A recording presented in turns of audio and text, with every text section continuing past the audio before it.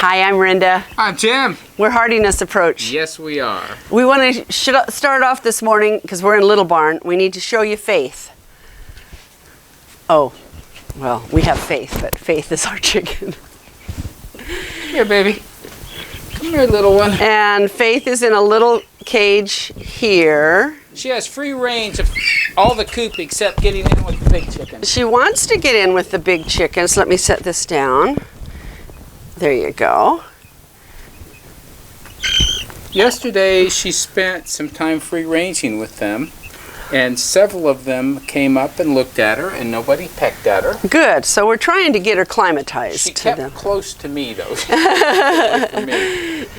So, anyway, I'll keep trying that, and at some point I'm going to be comfortable with letting her run with them, but only in supervision. she needs to get bigger before I'm going to let her be outside like that. Yeah. So cool.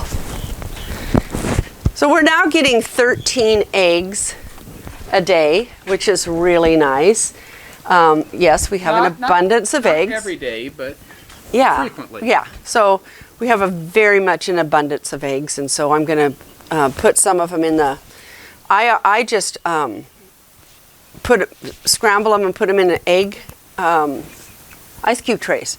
And egg cube trays. Egg cube trays, and they work perfect for French toast, for anything that we need. Okay, we made some changes to the pigs, so come and follow us to the pigs. Cows are way out there. Is this the way we're going to do it? What's that? It's really our only way to get in, isn't it? Yeah. Let me close this so that we don't lose any cows. We're not going to lose any cows. They're out there. Oh, they're way out there. Okay. Way out there.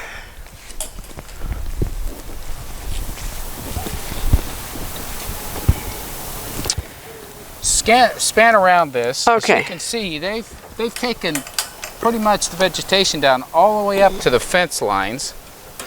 Few exceptions, but it's ready for us to plant some stuff and have some spring things come up that for the new pigs. For the new pigs. Yeah, not for eating. We know we don't eat on here right away.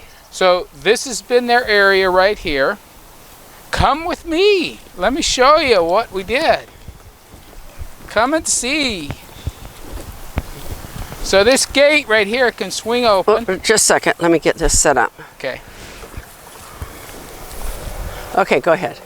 This gate can swing open, which it has, and we've got hog panels around this area here. So it's an area at like a little bit more than twice the size of where they've been that is now hog paneled off and ready for them to come in, and there is some good eating here, but I suspect they're going to knock down everything over time.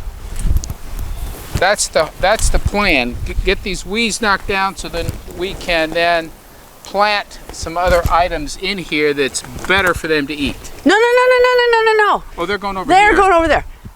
This shows you what I know. You know. This is going to be our future elderberry because it's raised up enough that when we had our flood, this is the part that didn't get touched. It's up off, yeah, it's. And we actually have this much and another of this much down there that can go be elderberries without getting. This slopes down, so it's a west-facing slope, a little bit south, but mostly west. So it's not ideal, but you got to use what you got. Well, it also has full range of the south there. Yeah, so anyway, we will show you what we did with our elderberries that we got. You know how we put them in the sticks in the window and then they started to bloom. Well, we've gone to the next step, and this is the step after that. So we've got to prepare this for the fall, spring.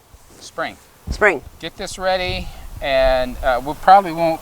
The pigs won't get it finished till it's pretty hard for us to work it in the winter. Yeah. We're going to terrace it. So what we're going to do is terrace this down so that it can retain the water a bit, not just let it rush across it like it tends to, and then each little terrace will be another row of elderberries. They're going to be 10 to 12 feet apart because that's what you're supposed to do. Well, the plants are 3 feet apart, And the rows the are rows so tinted. that you can get between them actually to picking, and because when they grow, they're going to use up part and of they'll it. grow part. So we're probably going to do 12 like you're supposed to, so that we don't, because we have a tendency to plant things too close. So we're going to listen to the experts. When you're doing annuals, that's okay because you can do it right next year. When you're doing perennials, you're kind of stuck. So anyway, we should get 4 rows here and then another 4 down there. So we'll be able to put in 48 or 12 times 8, whatever that is. 12 times 8? Yeah, eventually. Okay. Yeah, right now we have like 44. Okay, And the others, I just want you to see the pigs. We still have several that may put out roots. We're waiting for them to put roots on them. But in the meantime, we're getting ready. And Wiggle and Waggle are growing pretty well here. And while they're eating, they are somewhat okay with me petting them. Yeah, that looks okay. He's not. I guess when they're drinking milk and You they're just first starting to disturb eat, them. they're back. When they're first starting to eat and they're really hungry, they're okay with me touching them. Still got a ways to go with this pig imprinting. You know, we were gonna look at a lot of different pigs, but I'm so happy we went with the red wattles again. We know their meat is incredible. I'll get away, guys. I'll get away. Okay, we're gonna get out of your field.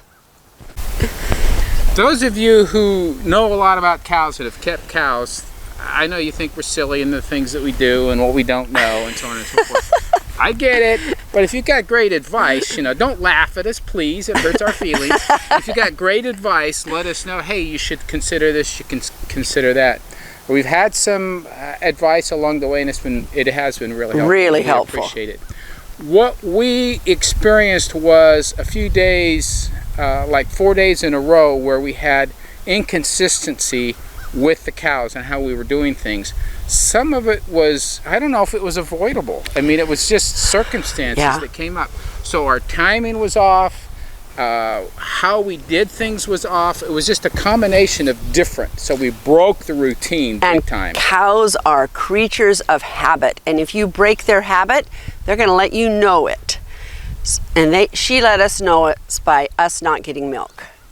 Yeah, she just, nothing was working right. Plus, 2 of those days where we thought we had separated them, our separation technique didn't work that day. And they got out. So, we thought we had a better idea. So much for better ideas, right?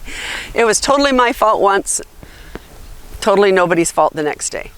So, this yesterday and today we got back on track. We're separating them.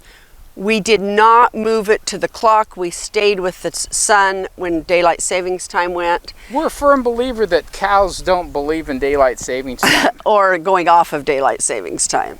Yeah, they just, they're kind of dependent on the sun and dark. They're back there eating in the pasture. Anyway, we ended up getting 1.75 gallons both of these days. We're so happy about that. We're back on track. And we do not plan on taking a vacation day. We usually don't separate them on Sunday nights, and then so we don't Saturday night, so we don't have to do it on Sunday. But it doesn't take very long to milk them, and we've decided on Sunday mornings. Well, we come out anyway, and just to keep the routine of her coming into the barn and so forth, but that's not quite enough, and we think that that's, you know, I don't know if we're right or wrong on that, but we're going to keep the consistent milking there in the morning, separating them at night, and less chance that we'll break routine. And Sunday's going to be pig day, so we'll just dump the milk into a container for the pigs instead of having to go through a whole. Yeah. There's not that much difference. You still have to clean it all, don't you?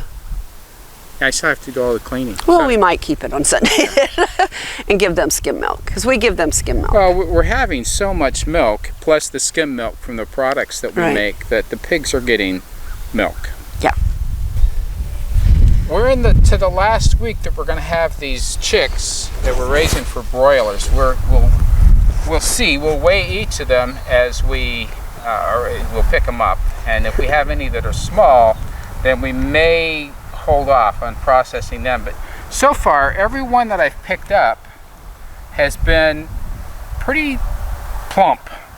You know what? Let's go around here because we're getting wind from the west. We've moved and moved the chicken tractor until we got over here in this, what we're calling our barn garden, and now it's getting thoroughly fertilized, so it'll be ready for springtime. So we've put them back and forth through it, and what I'm finding is I'm moving them 3 times a day, and there is still a really heavy manure load on the areas where we go. So they're about time to process. Yeah, they're close to processing. Like I say, we haven't weighed them. How do you weigh a chicken when it's Well, live? we remember trying to weigh those turkeys. Oh, that was funny. Yeah. I'm sure there are techniques. You put them in a bag and you hang them from the thing that hangs, and they don't like it. But I wanted to tell you that when we very first got the broilers, we had forgotten. It's been a while since we've raised them like this, and we were just feeding them free range, and they were going through, free feed, and they were going through so much feed, and we're like, we started reading about it, and we're like, oh yeah, that's how they get the broken legs and the heart attacks. So these are sea monsters, by the way. Yeah, so, which we don't normally do, and actually, since the third week when we started rationing their food and doing it in the quantities that we were supposed to, they are so healthy. They'll fly even. Yeah, they do. And we'll show you that. For those of you who are saying, why sea monsters? Aren't they kind of aberrations of reality? Yes, they are. We had a couple of reasons. Must be 7 o'clock. Must be 7 o'clock. One of them is that really to get a lot of meat, they're a great choice. But we also had a time constraint because of when we were going to be able to start them. By the time they were finished and ready to process, it was going to be pretty late in the season, and we didn't want to go past now. In fact, it's been warmer than we thought it would be, so good for us. This has been fantastic, but we didn't want to go into really cold times, which means a lot of the feed we're putting into them, instead of building meat, is going to keeping their bodies warm, and we didn't want to waste on that and then have to deal with the cold to process. Actually, Jim, 3 years ago, this weekend, last weekend was when we processed them, and it was 22 degrees. Yeah. Because the next weekend was hunting season, and this weekend is hunting season opening. So, we didn't want to do them in 20-degree weather. So how many weeks are they right now? They're 8 weeks. They're 8 weeks. They will be 8 weeks on Monday. So they're just under 8 weeks, and I really think they're all ready to go. So let's go see them. Watch how he does this. Okay, they're gathering.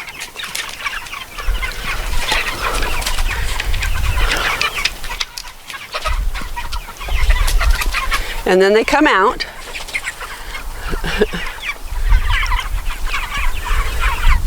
And they're definitely not as plump as they could be. Most of them run all the way around. They do a lap around. Here they come for their second lap. See, they're very healthy. We don't have broken legs. Oh, you're going to go around that way now, huh? And then he is inside putting feed in. Oh, silly bird. You got behind the door. Silly bird. Come on.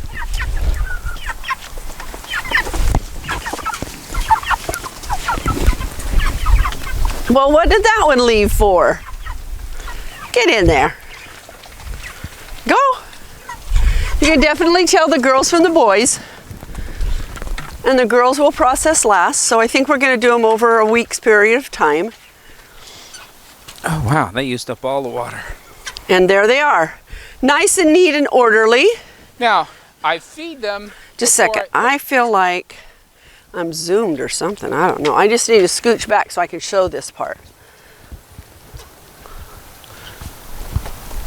Okay. I feed them before I move them because otherwise a lot of them try sneaking out underneath, and as big as they are, they still squeeze under the bottom. It's kind of amazing to watch them when they see a gap they go for it. But by moving them while they're eating, they follow the feeding troughs, and I don't have to worry about running over them.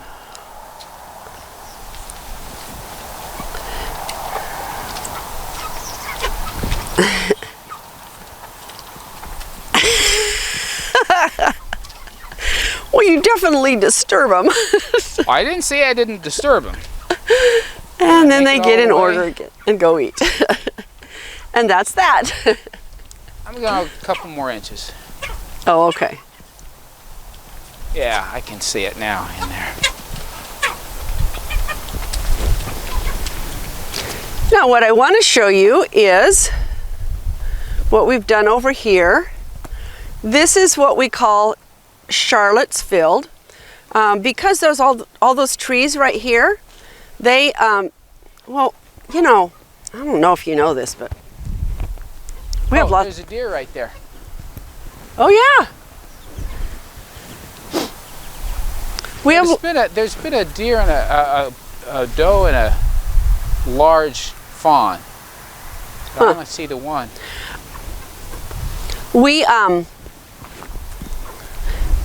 have lots of bugs in Missouri, Arkansas, and we have spiders, and they in the summer just build huge cobwebs in those trees. So I call it Charlotte's Field. You know, Charlotte from Charlotte's Web, and this field right here, there's a big opening right here that you can drive into, and we're going to put a road that goes around it into the bottomland. So this is going to have a fence across it, and this is where we are preparing the land so that this will be our future high tunnel. And Jim's got it plowed now for the first time, and then we're going to go get compost from the city that has it this in the winter, so that we can have it, because when we wait till the spring it's all gone. And so we're going to get compost and dump it on there, and then hopefully find something we can cover it with for the winter. And the same with on here. Well, here we're going to put raised beds, so we're not so much worried about that. So this is one garden. The one that we're standing on where we just moved the chickens is another garden for next year. And then we'll show you what else we've done. This is our slipper garden where we grew all of this stuff all summer, and we've cleaned it out, most of it. I've still got a few vines to take off of the arbor. We are going to pull these first two up and move the place where we're going to take 2 rows and make it into one. Better aisles that are not so bumpy and can make us fall down. Not that we fell down, we just don't want to. And prepare it so that it's ready for this springtime. And then I will show you what we've got for the fall.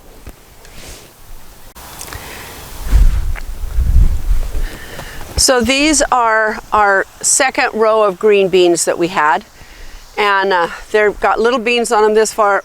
We're just hoping if we get them, it's a gift. The one next to it is planted in onions for the spring, and where you see the white right here, it's got plastic straight down on top of it. That's garlic for the spring. This is just covered up for the winter. And then I'm going to show you one more little surprise. You can hear that there's water flowing inside of this.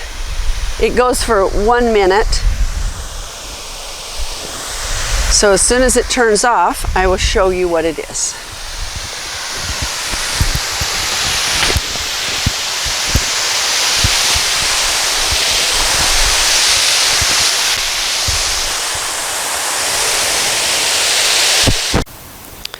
So inside of here, we have carrots growing. A few weeds, but carrots growing. Oh, fogging up my lens.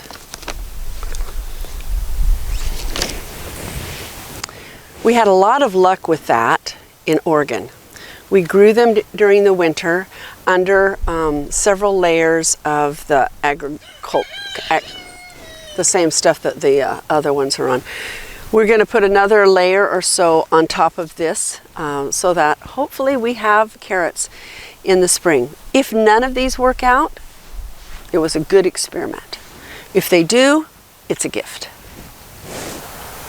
You're on. There are some beans ready for picking now. I saw at least one that was about yay long. Really? Yeah. I want to come. I want to come. It's right in here. Take a peek. Okay.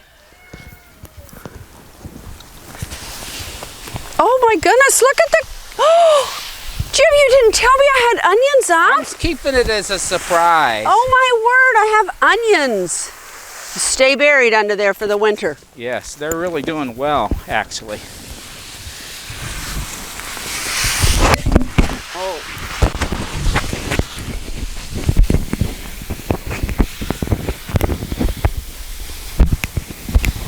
Did you find it? Yeah, hold on. I'm there. Okay. Oh, wow, yes. Okay, I'm gonna wait till this evening and maybe there'll be a few more. Yep. And they'll be a little tiny bit bigger. Yes, they grew.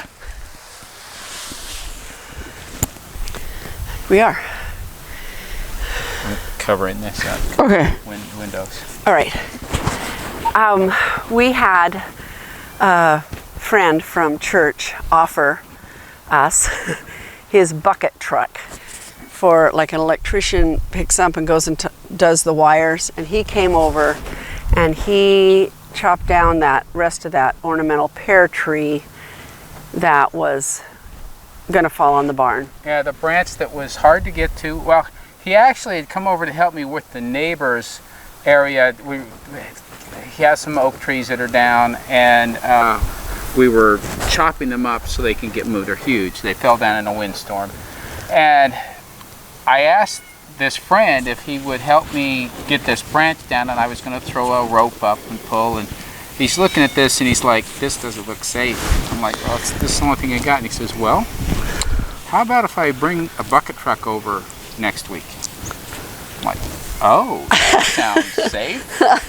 And so he did, and we figured we'd do the walnut tree as well because it's going to fall. The walnut tree was completely caved out on the trunk, and it was hanging over the driveway, and when it decided to go, we wouldn't get out of the driveway. Yeah. And the branch and branches attached to it, it was huge that was coming off of it. A lot of weight leaning right across the road, so that's gone at this point. That's gone, the other one's gone, and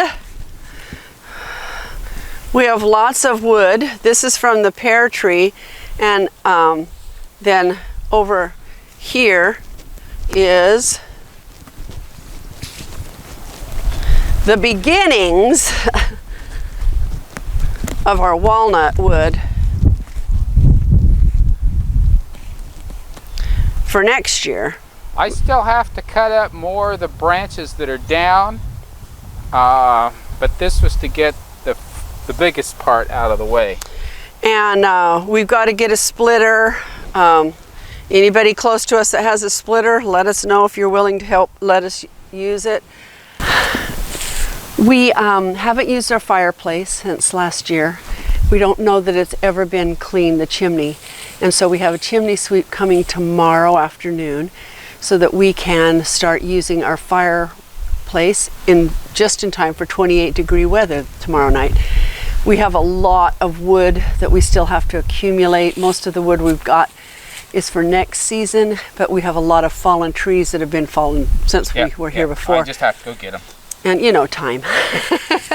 So, firewood, gardens, animals, farm. Keeps us busy, and we love it.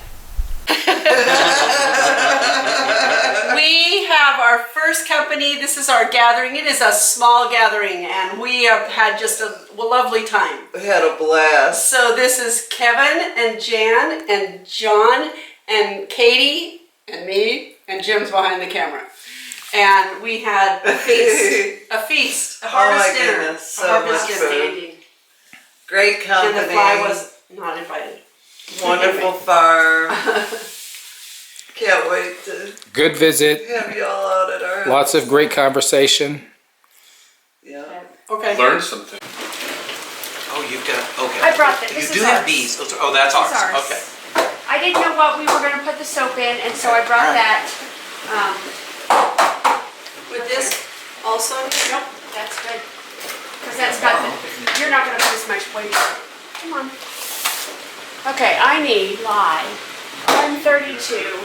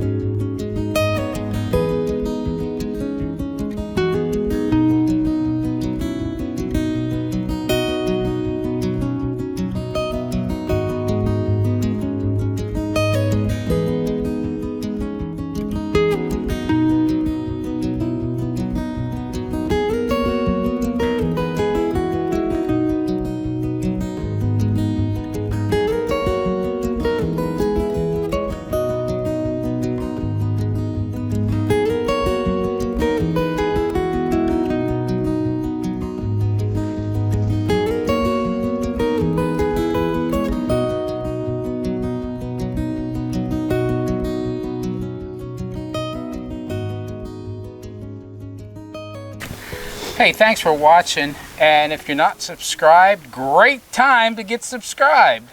We should get back into the habit of doing this a little bit more. Those of you who have not... When do we have time for such a habit? Those who have not seen by Facebook or Instagram, I did finish my master's, so I am working as a nurse, but there is a lot of more time for me to make videos, so we will be doing that more now. Thank you for your patience as I've gone through these surgeries, as we've gone through all of this time when we didn't have time. So thanks for hanging in there. We love you guys. See you later. Goodbye now. Till next time.